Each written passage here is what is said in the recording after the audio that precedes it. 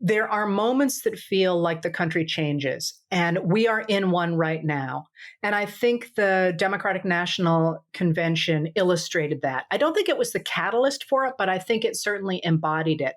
From the time that DJ Cassidy did that roll call with the music and the dancing and Lil Jon coming down the aisles, doing the count for Georgia, it turned democracy into a party, into a celebration.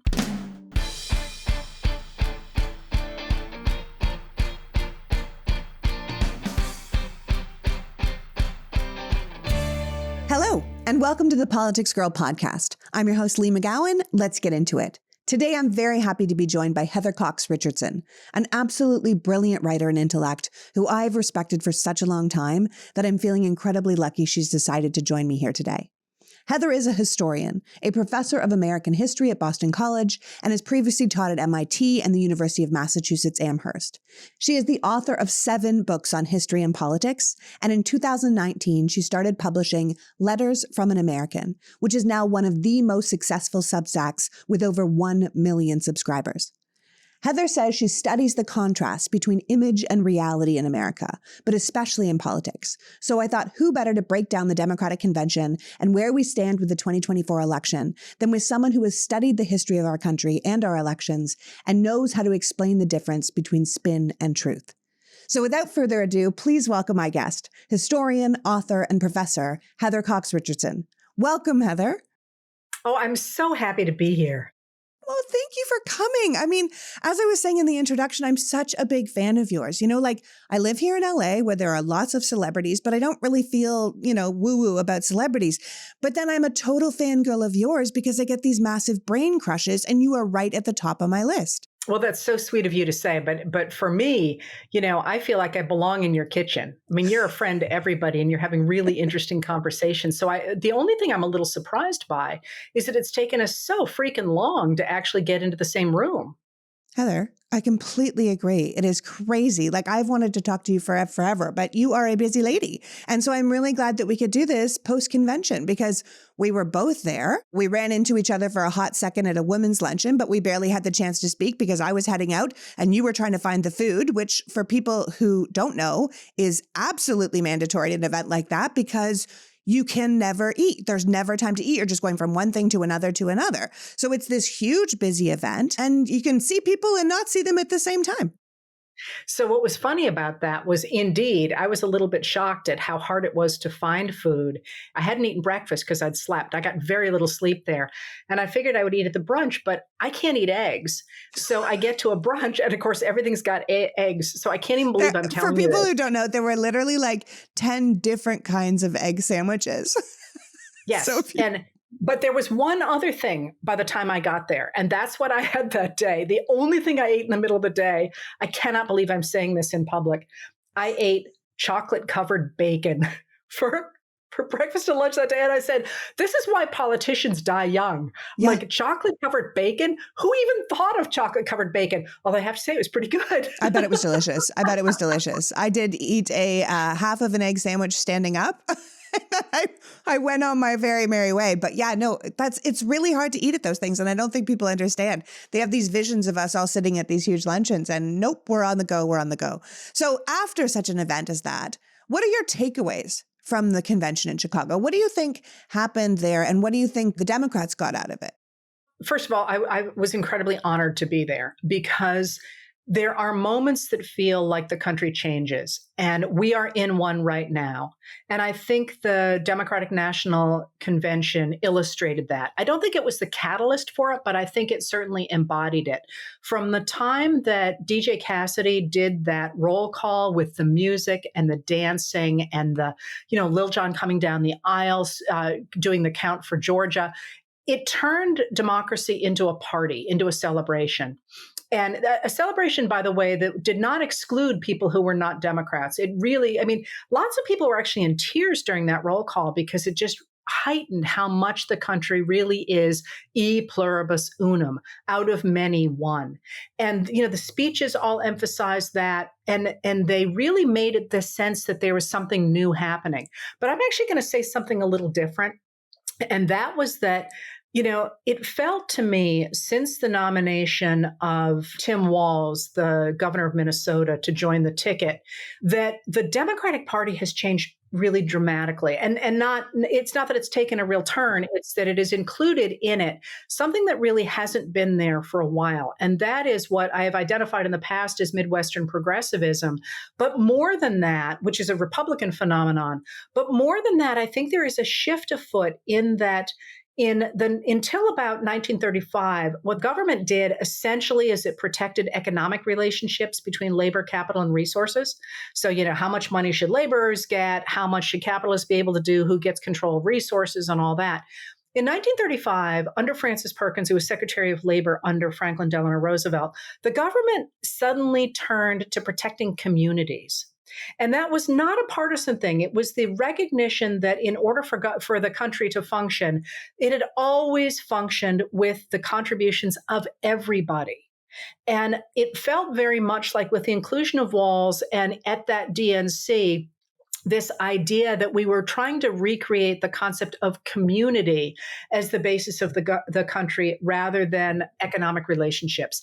And I think we are probably going to talk about whether or not the Democrats will win in November. But that shift is huge because of the implications it has for who matters, as in everyone, for what the government should do, as in make sure all those people, whether they are disabled or elderly or healthy young workers or whomever, manages to have the protection of the government and so on. That's I'm sort of standing back in awe, to be honest. What did you think? I felt, first of all, I felt exactly the same way about that roll call. I cried through half of it because I've said it in a rant from Chicago that, we're told all the time that the country is so divided, that we are red and blue states, that we're never coming back together. And here we are in a room with all 50 states, all the territories, people from Alabama to Mississippi to Georgia to New York to Massachusetts, all in the same room, all Americans. And I thought, here we are. We're all here. Don't tell me that this country is completely divided. Here is a country representative of everybody. I couldn't get over the diversity. I kept thinking it's the diversity for me. It was the people sitting around me. It was the people in the delegations. It was the people on the stage. We were seeing everyone from the highlighting of our indigenous people to people in wheelchairs to Black, white, young, old, every kind of American you could ever imagine represented, truly represented on the stage. I was saying the very last night, the entire row in front of me was people from the indigenous community. And when Deb Howland came out on the stage, they all cried. I mean, they cried their eyes out. They were screaming anti-Deb. They were so thrilled to see themselves represented like that. And I thought, here's the thing. The Democratic Party has finally kind of found their groove. After years of struggling with messaging and trying to connect with people without coming off as wonky or, speaking in these constant shades of gray. I have a thing that I always say that if Coke is a slogan and the Democrats had come up with it, it would be like, Pepsi isn't it because here's the thing, there's nuance to the ingredients on that. And you're like, we lost you, and I just feel like, sadly, most people get bored with the nuance and the shades of gray. And I really feel like the Democrats found their way to drill in on this idea of hope and joy and being this nation that really won't go back to a time before women's rights, before civil rights, before workers' rights. And they kept sloganeering, which we're not particularly good at. But it felt organic. When we fight, we win, this kind of thing. I thought that the whole thing was actually quite moving. It's the first convention I've ever been to, but it felt, like you said, that there was some sort of a shift that had happened, that not only were we engaging the rural community, I mean, the Republicans are losing their mind that there's a camo hat that says Harris Walls. They're like, that's our thing. And you're like, actually, it's not. Just like the flag is not your thing. We have Democrats that are hunters. We have Democrats that are military people. We have Democrats that are this, that, and the other thing. And I tried to express to my audience through a bunch of breakdowns of each night what it really felt like to be in the room, because not everyone had the luxury of being there like you and I did. And it felt like a gift because it really showed you what's possible in America when people come together with a shared vision. Yeah, I compared it in one of the nights to quite deliberately to rock concerts because of that feel in the room. I just want to add one thing to the roll call that really jumped out to me, and that was the degree to which the different state delegations were teasing each other. And if you think about it, you don't, and it was good natured teasing. It was Yeah, not it was coming down familial. at all. And well, familial is exactly the right word. You don't tease people that you are not close to. And it made it feel like all these states with all these different histories and all these different people in them really were part of a big family. And if you compare that to what the Republican roll call was like, Democrats were like a dance party. And it was really cool because you had people in their 80s dancing to DJ Cassidy, right? It was really a magical moment to be at, I think. Yeah.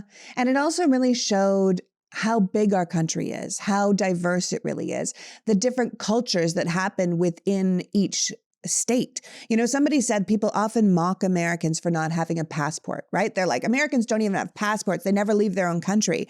And somebody said, well, actually, America is gigantic. Like if you only traveled around America and you went to the Florida Keys and then you went to, you know, the Colorado mountains and then you went to the California coastline, you're literally in so many different countries that we have under one umbrella. And I think you really saw that in the roll call, not just with the music that DJ Cassidy chose for each state, which was so fun, but the way they talked about what their state had done, what their state was known for, who had come from their state. And like you said, the good-natured ribbing, you know, like we're New York, we're the best state in the nation. And everyone's like, boo.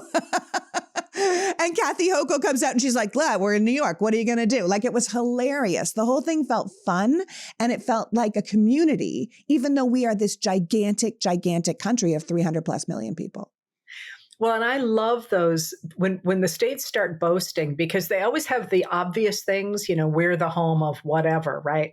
And the so and so came from this state. But then there's always some fact like we had the first man-made swimming pool that had a shallow end of 3 feet 4 inches east of the Mississippi. And you're like, first of all, how did you find that? And second of all, who's going to fact check it, right? I love those. I said to somebody during it, I would love to actually get the scripts that all those states used and write pieces based on them because, you know, I wouldn't think to be proud of some of those things, not because they're not necessarily things to be proud of, but like, who knows that stuff, you know? Yeah, but you do. And it's home of the waffle, you know, like it's hilarious. Like it's wonderful. And I think it's funny we're talking about this because I know people complained that there were no policy ideas at the convention. And I don't know about you, but I watched the whole thing every single night.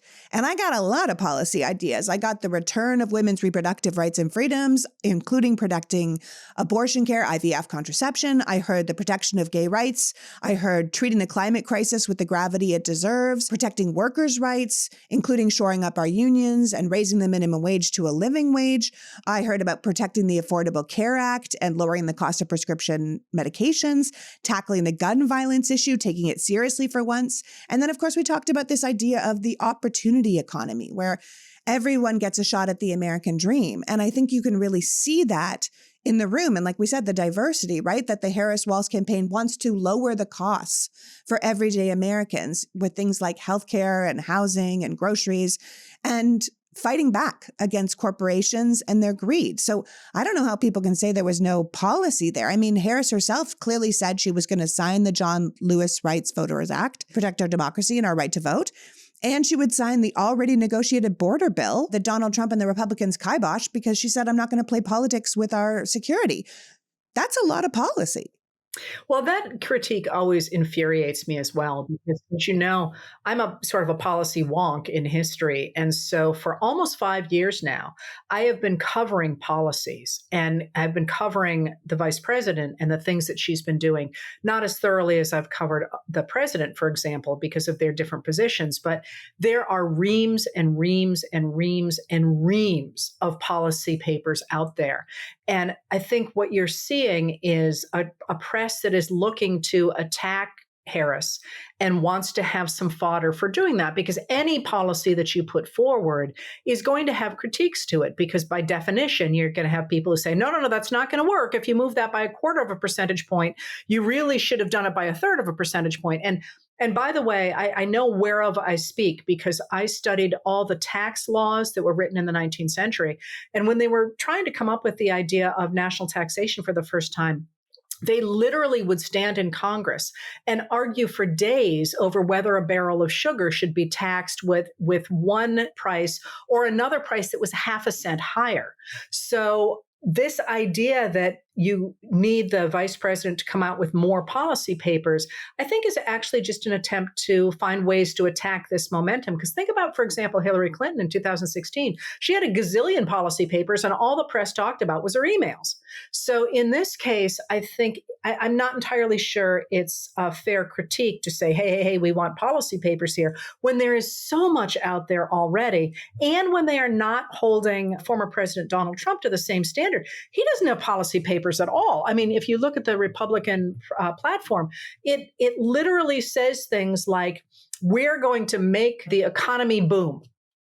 Well, okay, so are you and me. I mean, what does that even look like? The only policies that he has suggested are extraordinarily vague and look like they will be, insanely inflationary, like these very high tariffs he wants everywhere. So I think, I kind of take a step back from that demand for policy papers and say, no, this is really about trying to create a media-driven story.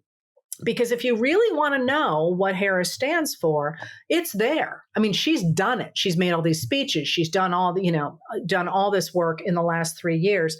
And it really sounds to me more like, hey, we want you to do what we want to put in our newspapers rather than, advancing people's knowledge of what's actually at stake in this election. Exactly. And if we're talking about, lack of policy, I mean, Donald Trump had signs at the RNC convention that said mass deportations now. And I haven't seen any press being like, how do you plan to do that? Because we know that the plan is to round people up in camps, to use the U.S. military to round up people in massive cities around America and throw them into camps that they're going to build in Texas. Say that then, because people will be astonished and repulsed by your actual plan.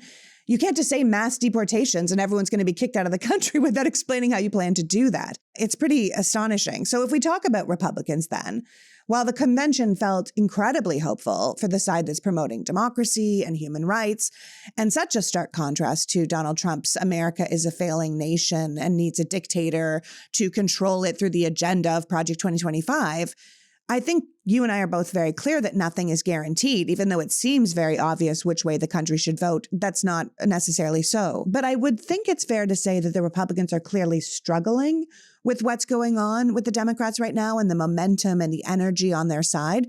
So what's your take on where the Republicans sit right now, post-convention? Well, one of the things you've just identified is the necessity of controlling the public narrative. And one of the things that the Republicans really have done since the 1980s was push the idea that the Democrats are un-American, that they're bad for the economy, which we know is absolutely not true. One of the things that former President Bill Clinton said during the convention was that since 1989, there have been 51 million jobs created in the United States. 50 million of them under Democrats, 1 million under Republicans. It's an astonishing statistic, and it is true. It is true. They've pushed that idea, and they've pushed this idea that for Democrats to have power is illegitimate. And in order to make that come true, to make it impossible for Democrats to hold power, beginning in really all the way back to the 1980s, they began to suppress the vote. And then really quite dramatically, as soon as Barack Obama goes into office in 2009, Senate Minority Leader at the time, Mitch McConnell, who was a Republican from Kentucky, began to weaponize the filibuster so the Democrats literally could not pass any laws unless they could get 60 votes in the Senate. There were 5 months that they could do that. And during those times, they passed the Affordable Care Act. Then once that happens, of course, in 2010, you get Citizens United, which permits the flow of corporate money into elections. And then by 2013, we get Shelby County versus Holder, which guts the Voting Rights Act. So there's been this real attempt to control the narrative and say that Democrats are communists or socialists and they shouldn't have a say in society. And in a way, it became, I used to talk about it, it became almost as if the American people were in an abusive relationship with the Republicans because they kept moving the goalposts, and kept insisting that whatever the Democrats did was wrong. Well, all of a sudden that narrative has shifted. That narrative is flipped. And all of a sudden, it feels as if those Americans, and they are not just members of the Democratic Party, but those Americans who no longer want to follow the MAGA Republicans over the cliff with Donald Trump, are pushing back and saying, now, wait a minute here. The Democrats seem to be doing quite a good job with the economy. And wait a minute here. We actually like this happy vibe. Wait a minute here. Crime has plummeted. Wait a minute here. In fact, migrants coming across the border have also plummeted. The numbers of migrants have also plummeted. And with that change in, I don't want to call it vibe because I don't like that word, with that change in ideology and the power relationship between the two parties, the Republicans don't have very much to go forward with because their presidential nominee is he's off the rails. If you're following him as I am, he is off the rails.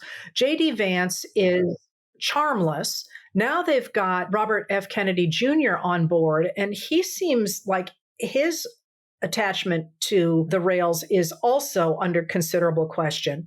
And I think it leaves the Republicans with the option that I think that they have been looking at really for a long time now, and that is not to try to win the popular vote. I don't think they've been trying to win the popular vote, and that became very clear when Trump literally said to Nikki Haley supporters, don't try and join us, we don't want you.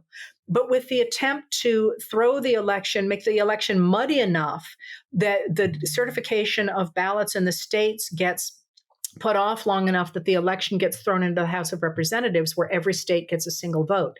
If there are more Republican-dominated states than Democratic-dominated states, Trump could win the election, or they could throw it into the Supreme Court, where this Supreme Court, having decided in July that the president cannot be held accountable for committing crimes while in office, chances seem pretty good as if they are willing to say to Trump, yeah, sure, you won the election.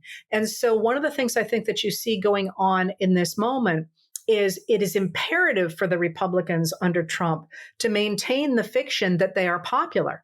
And with this switch in the Democratic momentum, it doesn't look like they're popular. So you keep seeing Trump saying, I've got the votes, I'm way up in the polls, everybody loves me, and so on.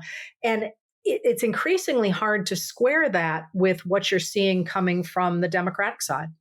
Yeah.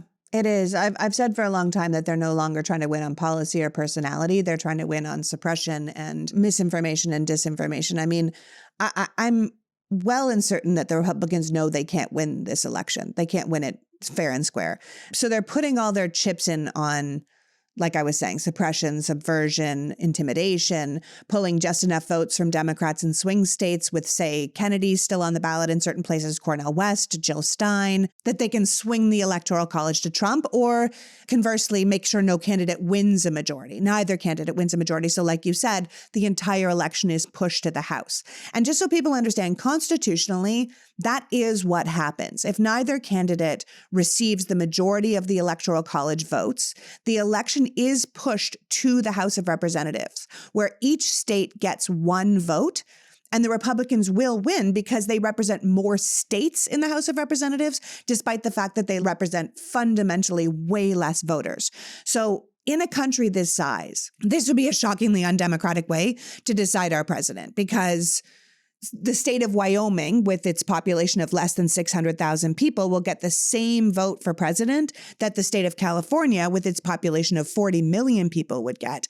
But I'm starting to really think that that is their plan. I want the audience to understand that we haven't done this since 1825, pushed the election right to the House. And at the time, we only had 24 states, and the population of America was just under 10 million people. So we now have 300 million plus people. We have 50 states. We have a bunch of territories. And I think that the idea that we would let 50 states decide our election with one vote each is insane. And I don't really care if it's constitutional. It's insane, which is probably why the Harris campaign is staffing up with so many lawyers, because they have about 10 times the lawyers that the Biden campaign did. I think it's because they expect that they're going to have to battle the Republicans on multiple fronts during and after the election. The Republicans aren't trying to win based on, where we're going to take the country. They are going to try and do this through the courts, through voter suppression, through saying these ballots don't count. You can't count these people. These people voted too late. These signatures don't match. All of these things. So I was reading a Times report that said that the Harris-Walz campaign now has a legal team of hundreds of staff attorneys, thousands of volunteer attorneys, all to combat the expected election challenges from Republicans in November, including the election results themselves. They are expecting the Republicans not to accept the election results. The Republicans seem to be looking to repeat 2020 by setting up disinformation and misinformation now and tying the election up in the courts as a way to undermine the win, and then getting it to Trump's Supreme Court where they think they have the votes. Well, remember, this was literally the plan in 2020. So somebody said, I don't believe they'd really do this. And I'm like, they wrote it down right in 2020. Yeah, but if you think about, and I'm going to, weirdly, I actually read the paperwork from the election of 1824 this week. And of course you did. Yeah, I mean, it's a little weird. It's like when there was the thing about the Arizona law in the territory that was the anti-abortion law. And I just happened, for various weird reasons, to have read that. And I'm like, I happen to have read that just now. Actually. But I mean, again, I do read a lot of history, but that was a little weird. And in this case, I read through it because it's actually out of that 1824 election that we get the rise of political conventions. And so I was reading about political conventions. But if you step back from this moment, one of the real issues we have going forward is that the Republican Party has taken advantage of the vestiges that are still in our system, like the Electoral College, which made a heck of a lot more sense before we had steel frame construction starting in 1873, which enables you to have big cities, because until then you don't have the framework to support giant buildings so that people can all crowd together, or modern transportation, which enables people to move around a big city. They use the vestiges of our system to institute minority rule in the country. And what you are describing, the idea that the people in Wyoming, bless them all, should have power over the people in California, the many, many, many, many, many more people in California, is minority rule.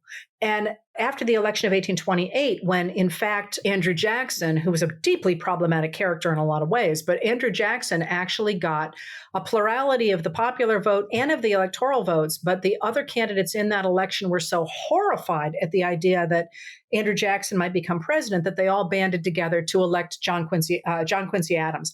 And John Quincy Adams was the son of a president of John Adams. And so it made it look as if there was sort of this idea that the people weren't going to have a say. And at that point, Jackson really says, this electoral college is a huge problem, because what you are saying is that you can manipulate it in such a way that the American people don't really have a say in their president. And once he becomes president after the election of 1828, he actually repeatedly says to Congress, we must get rid of this electoral college for this reason. If in fact you want to preserve the idea of democracy, you must not have a system that enables you to cement into it minority rule. And we have this. He says this in the early 1800s.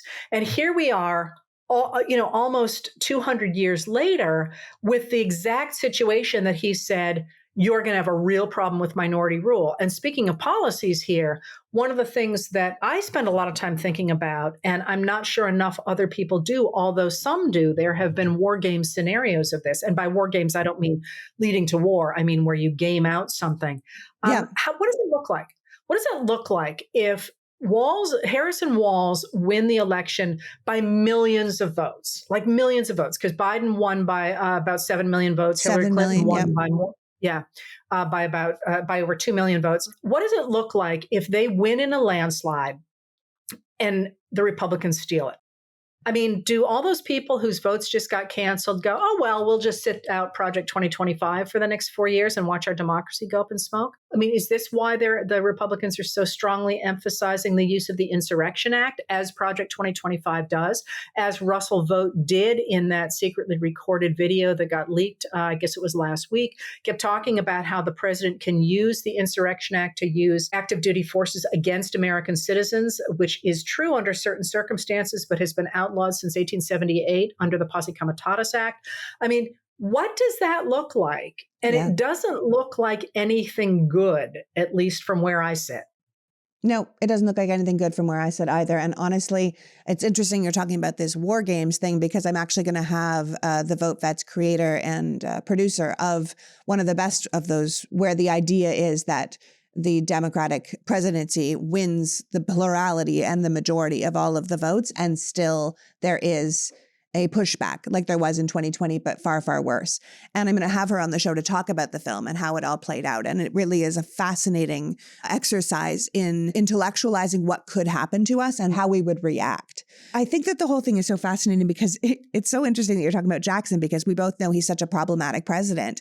And yet he had a problem from the beginning with the Electoral College, and he had a problem from the beginning with the Supreme Court saying they were the ones who had final say on all constitutional matters, that they were the final word of the law. And he was like, that's ridiculous. And I'm ignoring that. And I think it's interesting that Jackson is the person that's noticed both those things, because we all know he was a terrible racist and horrible to the indigenous people. And yet you can be two things at once. And he was very aware of where the problems in our system lay. I do think that the convention really sent Trump himself over the edge. He was already struggling with the size of the Harris rallies and the Democrats adding walls to the ticket, which people just adore.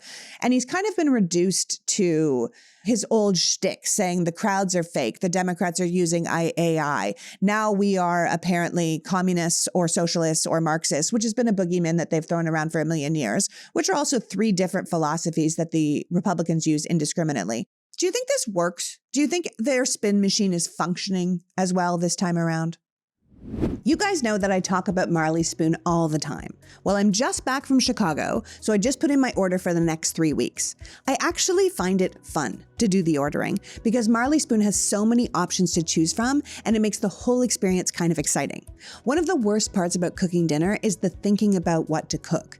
This way, I get to think about what I want to eat, and it's way more fun. The last order I put in was Martha's Best Chicken Shawarma and Hummus Bowl, Mexican Street Corn Chicken Salad, and Sheet Pan Shrimp Tacos. And the thing is, they give you all the cooking time on each one, so you can decide how much effort you want to put in that week, and they send you a list before your box is delivered to make sure you have all the extra things you might need for the recipe, like olive oil or apple cider vinegar. And the food is so good. Like, our family is consistently impressed at how excellent the quality is, because we've done a lot of these meal delivery services, and most of them are just not that good.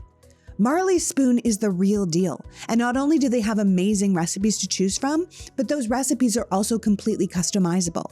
So you can have your meal, but say with an Impossible Burger meat instead of regular ground beef, or pork instead of chicken. They can also save you from making an extra trip to the grocery store with their online market pantry, or you can shop their extensive selection of add-ons like seasonal produce, ready-to-heat meals, or say extra proteins. And with Marley Spoon, you aren't locked in. It's a flexible subscription service. So say we put it on hold the week we were away at the DNC. And when my son was at camp, we took our meals down to 2 portions instead of our normal 4. I really can't recommend this meal delivery system enough. There is a reason Martha Stewart put her name on it. So experience the most personalized meal kit today with Marley Spoon. Head to marleyspoon.com/offer/politicsgirl and use the code politicsgirl for up to 25 free meals. That's right, up to 25 free meals with Marley Spoon. One last time, that is marleyspoon.com/offer/politicsgirl for up to 25 free meals. And make sure you use my promo code politicsgirl so they know I sent you. I can say this wholeheartedly because I know you will not be disappointed. And speaking of meal kits, my boy might be 16 now, but I remember those days of picky eating. Lachlan used to do this thing where he would put food in his mouth, and if he didn't like it, he would just chew it endlessly without swallowing. His dad and I would watch in horror as it became what I can only imagine was paste in his mouth, and we'd both be like, swallow it! You need to swallow it! And often he would just end up dropping it out of his mouth onto his plate. It was brutal. which is why I thought it was so cool when I heard about Nurture Life. Nurture Life is a meal delivery service focused on helping busy parents easily feed their children, from babies to kids from 10 months to 10 years.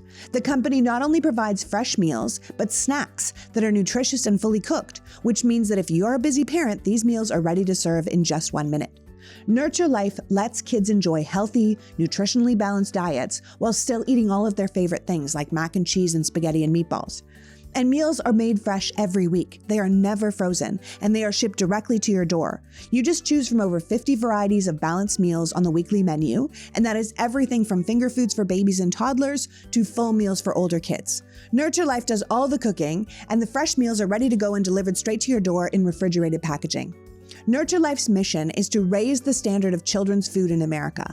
And along with their full meal options, the menu also includes snacks and superfood smoothies so kids can eat well no matter what they're in the mood for. Honestly, it is about time that a flexible meal subscription kit existed for babies and kids. So head to nurturelife.com and use the code PoliticsGirl for 55% off your first order. Yeah, that's right, 55% off. Once again, that is nurturelife.com for 55% off. And make sure you use my promo code PoliticsGirl so they know I sent you. As I said a couple of weeks ago, the Politics Girl podcast is thrilled to reintroduce our audience to AG1. I talked about AG1 on this pod for years. They were one of our first supporters of the show because our missions lined up. We were trying to add something sincere to help the world, and they were trying to add something sincere to help the body. If you don't know, AG1 is a foundational nutrition supplement that delivers daily nutrients and gut health support and is backed by multiple research studies so you can trust what you're putting in your body. If your gut isn't functioning well, it's more challenging to absorb the nutrients from a healthy diet. But with AG1, you can prioritize gut support. In fact, in a recent research study, AG1 doubled the amount of healthy bacteria in the gut, including 2 species known for supporting gut health and whole body health. Some signals you might need extra gut support include bloating, feeling backed up, general discomfort after eating. From the day our family started drinking AG1, we loved it, and we really noticed a difference in how we felt. My husband liked it. I even gave it to my 81-year-old dad, and he loved it. If you care about the food you put into your body, your supplements shouldn't be any different. And AG1 is constantly putting their formula to the test and backing it by multiple research studies. If I had to recommend one product to support whole body health, it would be AG1. And that's why I am so excited to have them back as a partner. Try AG1 and get a free 1-year supply of vitamin DK2 and 5 free AG1 travel packs with your first purchase at drinkag1.com/politicsgirl. That's drinkag1.com/politicsgirl. So I don't eat that well on a normal day. I usually only get a proper meal at dinner. But as Heather and I were saying, being at the Democratic Convention was something else. Even if we just had to eat pretzels or chicken fingers or hot dogs, whatever was in the United Center, but often we just went without a meal. It is hard to function like that. So Sean and I were both so glad to have mosh bars in our bags. We needed something to keep our body and our brain functioning, and for us, mosh bars was the way to go. The older I get, the more intentional I try to be about the way I eat and take care of my body. But this was a super weird week, so we were really pleased that we were already Mosh fans. You may have heard about Mosh on Shark Tank. Mosh is a company founded by Maria Shriver and her son Patrick Schwarzenegger with a simple mission: to create a conversation about brain health through food, education, and research. Mosh joined forces with the world's top scientists and functional nutritionists to make something beyond your average protein bar. With 10 delicious flavors, including 3 that are plant-based, each Mosh bar is made with ingredients that support brain health, like lion's mane, collagen, and omega-3s. Mosh bars now come with a new look and formulation featuring the first and only brand boosted with cognizin, a premium neurotropic that supports the brain with a patented form of acetylcholine. So basically, brain boosters. And here's the best part. Mosh donates a portion of all proceeds from your order to fund gender-based brain health research through the Women's Alzheimer's Movement. 2/3 of all Alzheimer's patients are women, and Mosh is working closely to close that gap between men and women's health research. I'm always going on and on about their lemon and white chocolate flavor, and Sean finally tried that flavor in Chicago, and he was like, "Oh, I get the hype." So if you want to find ways to give back to others and fuel your body and brain, Mosh bars are the perfect choice for you. Head to moshlife.com/politicsgirl to save 20% off plus free shipping on either their bestsellers trial pack or the new plant-based trial pack. That's 20% off plus free shipping on either the bestsellers or the plant-based trial pack at moshlife.com/politicsgirl. Thank you, Mosh, for continuing to sponsor the Politics Girl podcast. Do you think their spin machine is functioning as well this time around? I don't. And I don't think it's functioning as well, primarily for two reasons. The first is that Rush Limbaugh died in 2021. So if you think about it, Rush Limbaugh was so instrumental in providing a blueprint for what Republicans should say that in the 1990s, when Republicans took control of the House of Representatives, they literally made him an honorary member of the incoming freshman class that year into the House of Representatives.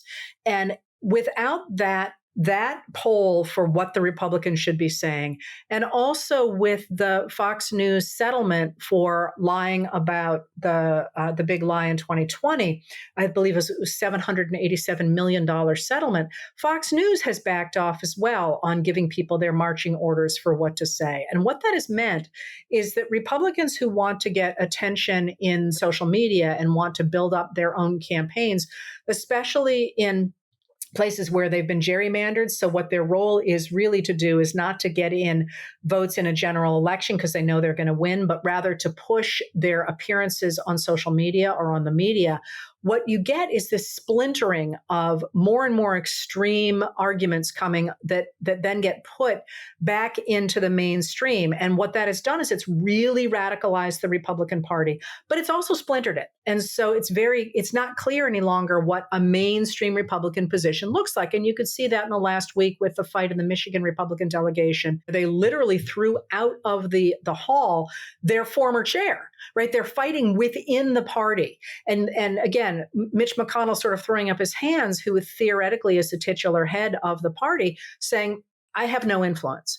And so what that has meant, I think, is that there is this internecine fight in the Republican Party, and it doesn't have terribly clear messaging. And the messaging that does get out is the messaging of people like Mark Robinson, who's running for governor of North Carolina, saying that he wants to go back to a time before women could vote.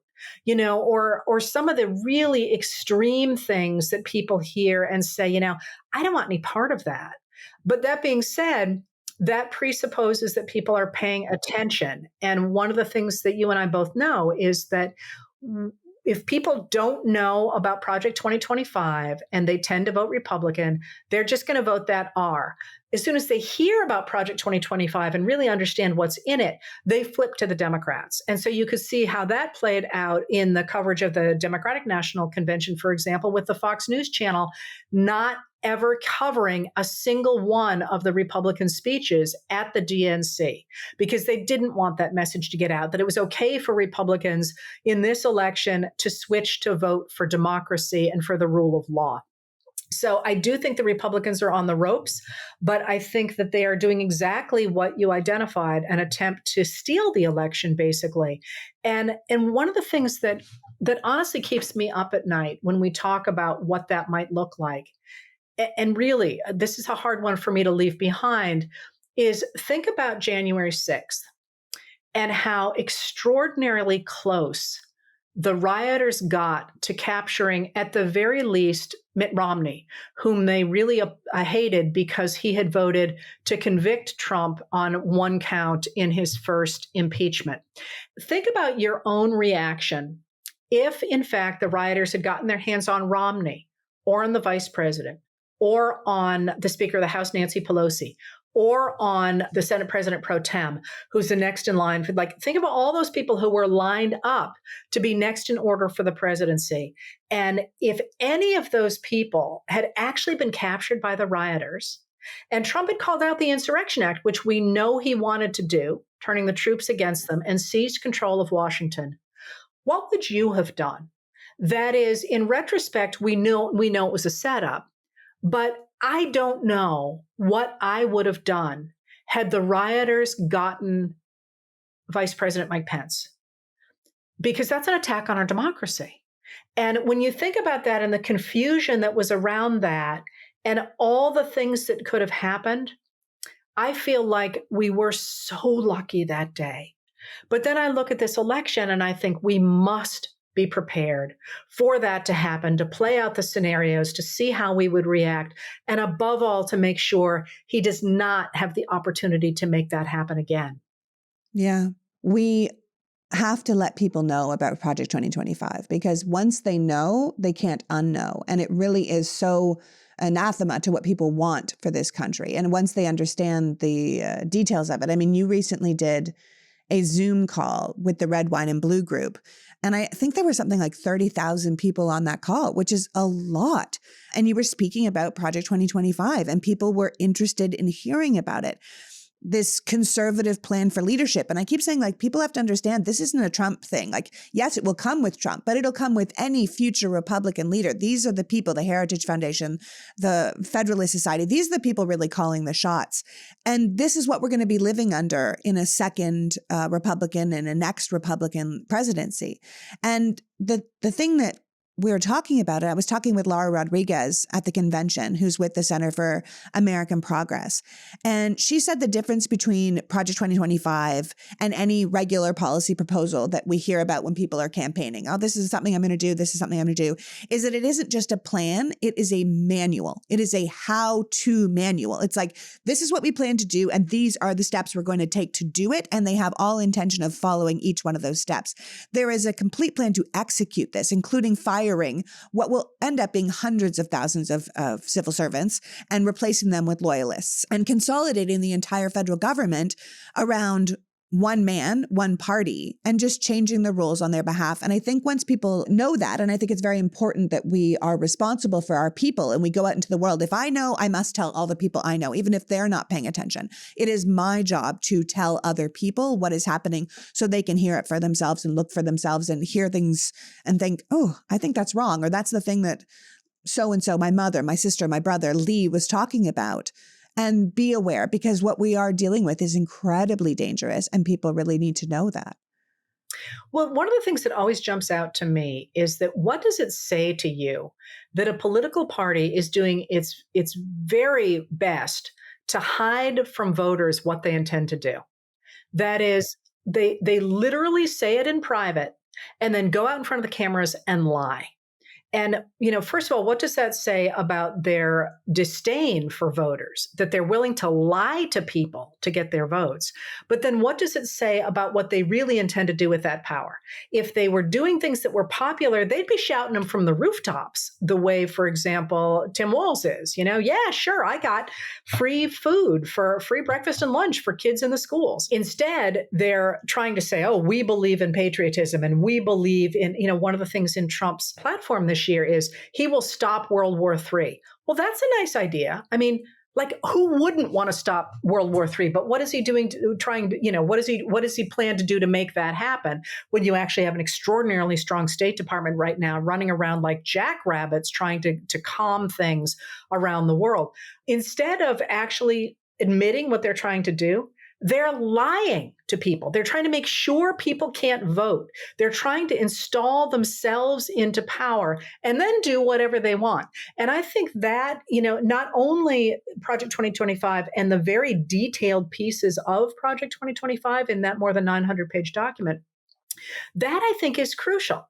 That why would you support somebody who is lying to you, who is trying to make sure that you don't have a say, who is trying to take over the government so they can impose whatever they want, and whose bedfellows are people like Viktor Orban in Hungary and Vladimir Putin in Russia? That says to me, aside from the details of Project 2025, these are not people you want to follow. These are people you want to reject. And then you want to come over here and say, okay, listen, I may not agree with you about immigration. I may not agree with you about financial policies. I may not agree with you about the way we teach things in school, but I can agree that all of our voices matter. And we have to find a way to move forward together as Americans have always done. And that's the other crucial thing, is that they're trying to destroy our traditional American democracy and replace it with Christian nationalism. And that's never been popular. The only way they can make it happen is by lying to people and cheating in this election. And using minority rule. The end is minority rule, yes. But just for what it's worth, one of the things that I hear sometimes from people, well, they're my people. I want these people in because they're my people. I don't care if they're a minority, they're right. And they're going to do what's right for the rest of the country. And so that's good. And that's actually the ideology behind this. But anybody who studies authoritarianism across the board, we could not find a single person who would not say this, recognizes that when you put an authoritarian into power, the nature of authoritarian power is such that nobody is protected. Nobody, even those who start on that authoritarian's team, is protected from the whims of that governmental organization that may suddenly decide, hey, we need your factory. Oh, you know what? Your part of the country is the part of the country that's going to have to go to war. Oh, so this is your profession? Too bad we're not going to have those any longer. And across the board, and I could sit here and spiel off some of those examples, but again, you can look in the modern era just to Hungary, where people trusted Viktor Orban to, make his country great. And instead, they are now seeing, for example, their factories get confiscated, their children losing the right to actually have what used to be quite a good education, and so on. So those people who think that putting Trump and his ilk in power are at least going to be good for them, they got another thing coming. Yeah, no, absolutely. I always say if you give people the power to suppress people's votes, to take their companies, to do things like that, it will turn around on you. It must, because it doesn't stop. If I give you all the power, if I say, oh, I love gerrymandering because my team wins every time, what you're saying is, I don't mind votes being suppressed. I don't mind votes being taken away. And I often say, but you're a voter. Like, you're a voter. If you vote for people that want to take votes away from people, it doesn't matter if they're currently taking votes away from people you don't like. You're giving them the power to take votes away. And ultimately, you're the voter, and they're not going to need you anymore if you give them enough power. I say the same things to the super rich people in America who are like, this works out for me. I'm going to get lower taxes. I'm going to do really well. I'm like, how well do you think you're going to do under an authoritarian leader? Look to Putin, right? He comes into power. He goes to all the major companies, shuts down most of the media industries, keeps his RT, and then says to the major corporations, like, listen, give me half your company or I'll take it all and I'll throw you in a gulag and say you're against the country. And that will happen here in America too. You think that the richest people in America are just handing down their wealth and their companies to their children? Nope.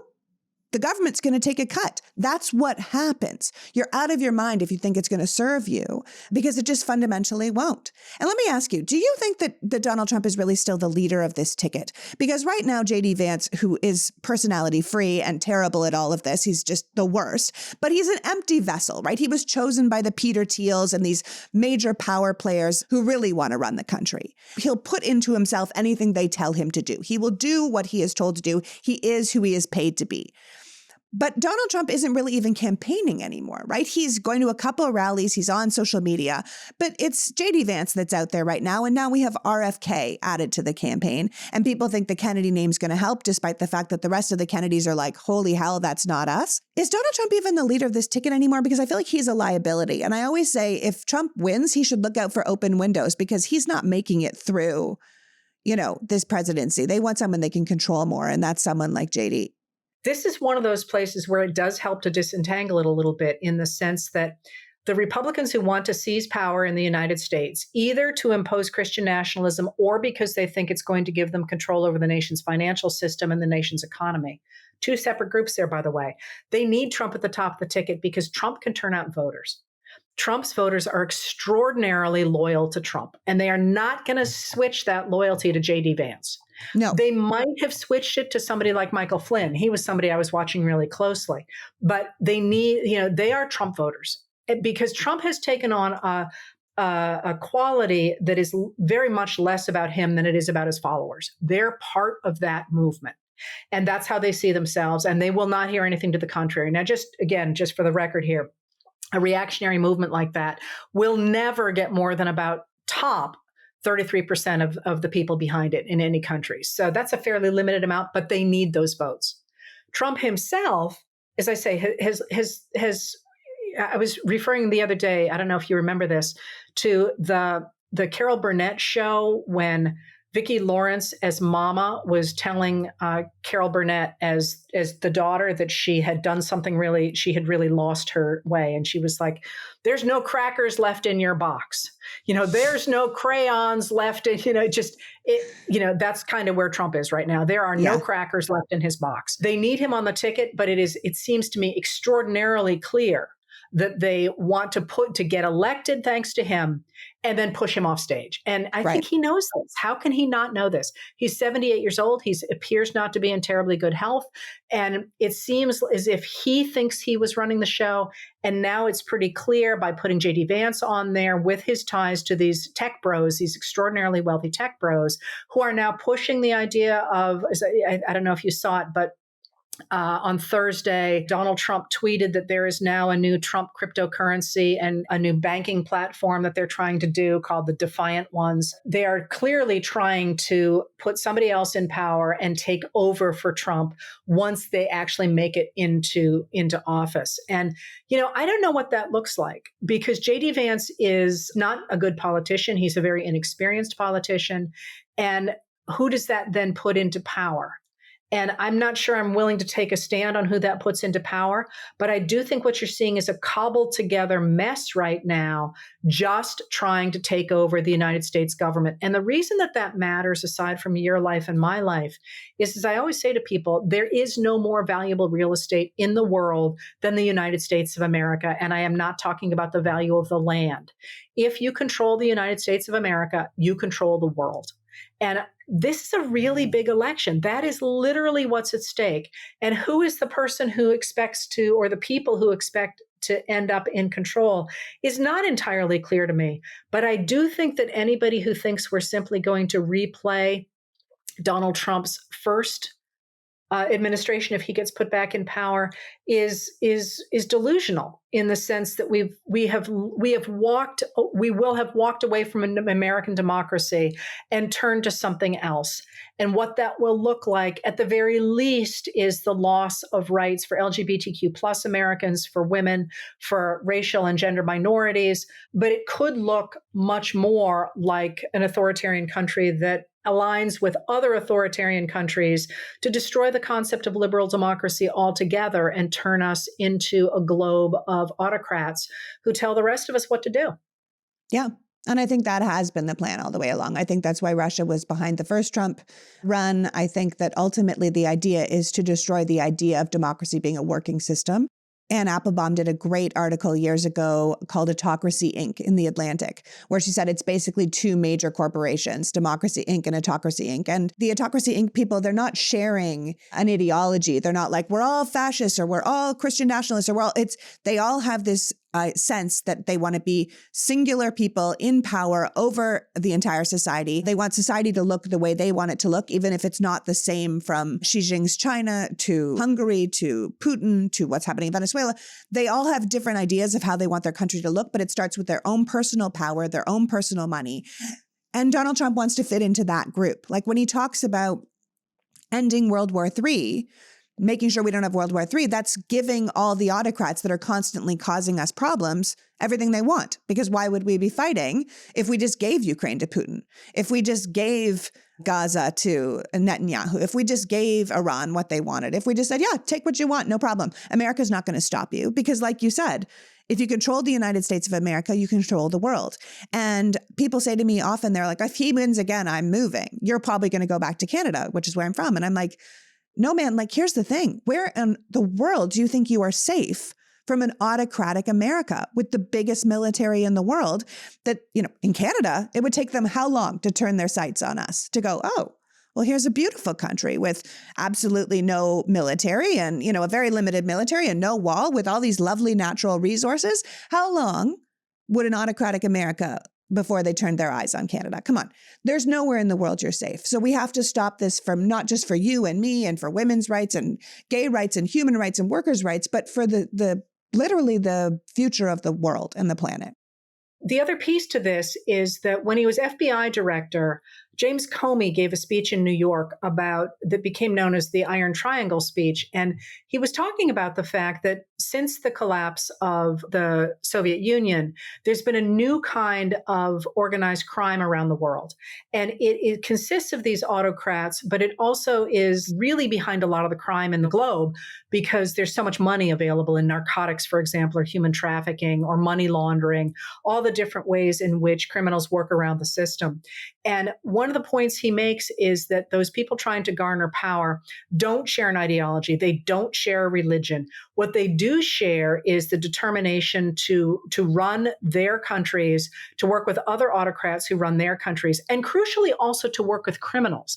And this is one of the things that I think it's hard for people to get their heads around, is the degree to which money laundering has come to be a major part of life in the United States and in the United Kingdom. How businesses that seem legitimate also support illegitimate businesses and so on. And that's one of the things that's going to take a long time to untangle, but seems crucially important. And, I don't know when you're going to show this, but yesterday, the person who started Telegram, the messaging app and the social media app, was arrested in France, and he is from Russia, and messengers out of Russia. And, I don't know anything about the charges suggest that he should have been cleaning up Messenger more quickly than he has with the stuff that happens on it. But who knows actually this early on what's really going on with that arrest. But that, I think, if you look at the panic that arrest entailed in Russia, and the fact that people like Marjorie Taylor Greene and Tucker Carlson in the United States were posted about how unhappy they were about the arrest, indicates, this overlap of, most people probably use Messenger to message people, but then other people use it to, facilitate human trafficking. And that whole overlap of legitimate and illegitimate is one that I think took me a long time to wrap my head around. And it was really the Comey speech, which is available online if anybody wants to read it, that made me go, I get it. I get it. So, some of these people who seem to be operating legitimately above the line are also operating illegitimately below the line. And the only places that are trying, or the only groups that are trying to stop that, are the liberal democracies that operate under the rule of law, and holding those people to account. One of the reasons that people in autocracies don't want to support democracies is because they don't want to answer to a government. And that might remind you of somebody else.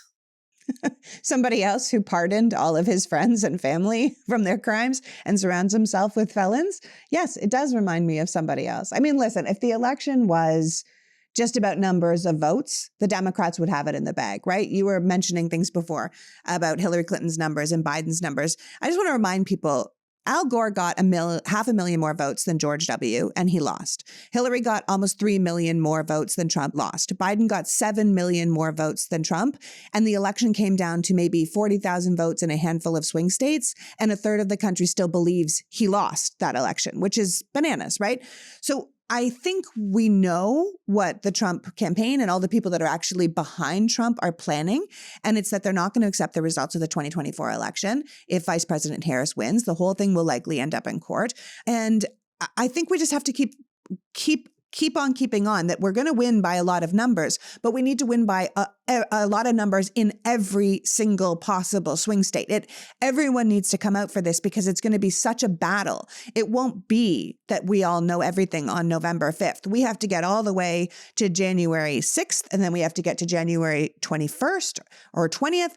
And then we can be like, okay, now let's try and reset the country with the rule of law, start making some of these norms that we expected, like a felon shouldn't run for president, into a law, because clearly we have laid ourselves in some real trouble here. And we have to get ourselves all the way to the, keeping democracy's head above water, and then start making some real choices so we don't end up in this position again, because clearly there are forces here and around the world that really want to take us down a terrible, terrible path. I want to add to that. And that is, while we are focused, you and I in this discussion have been focused on the presidential campaign, and certainly people are focused on the Senate and the House of Representatives, your state representatives matter hugely, because the certification in many states of the vote will come down to who's sitting in the legislatures. Right. So all of those votes matter enormously. And a lot of states have been gerrymandered such that the Republicans are still going to control them. But there are a lot of states where it's possible to either flip those state legislatures or also to make sure election officials are going to do the right thing. For all that everyone's excited about Harris and Walz, the state elections really, really matter, especially for state offices, especially around the election. So people who are looking for places to put energy and they're like, Harris seems to have it in the bag. No. We need people on the ground working for the state houses and for election officials in the states before this incredibly crucial counting period. Yeah. And if people question state legislatures' power, just look at the red states that have just stripped women of their rights around the country. They have immense power. And if you want to help with that, I would highly recommend you go to thestatesproject.org. They do amazing work. They've done tons of research of which state houses are easy to flip, which state houses you can stop a supermajority, which state houses they could actually put to a Democratic majority. And sometimes it's 2 or 3 seats that you just have to win. And you can spend way less money and energy trying to flip a state house seat than you could ever do trying to flip a congressional seat. So if you really want to make a difference, that actually is a great idea. And thanks for mentioning it. I really appreciate it. And so I think that's the thing when it comes down to it. I was going to ask you before you leave, what do you think we should be doing to ensure democracy prevails in November? And you're basically saying all the races count. Everything matters at this point from the Harris Walz ticket right on down to your state houses and who your Secretary of State is, who your AG is, who are the people that are going to count your ballots and make sure your vote counts, and then are going to litigate in that state to make sure that the votes that were cast are counted. These are all essential roles. What else would you add to that list? What I would add to that list is to defend democracy. One of the things that I think got us into the mess we're in is that we thought democracy was a given in the United States. And so we criticized it a lot about all the places in which our government and the people that it governs have made mistakes. And we've made big mistakes. But the concept of human self-determination, as it is embodied in the idea of democracy, is still one of the most revolutionary ideas in human history. It is still contested. All around the world. Think of women in Afghanistan, for example. And the idea that we would not defend it, as easy as it is to defend it with our words and our peaceful actions, as opposed to with weaponry, as other countries have to do, seems to me to be an abdication of the extraordinary birthright that those people who live in the United States have been given.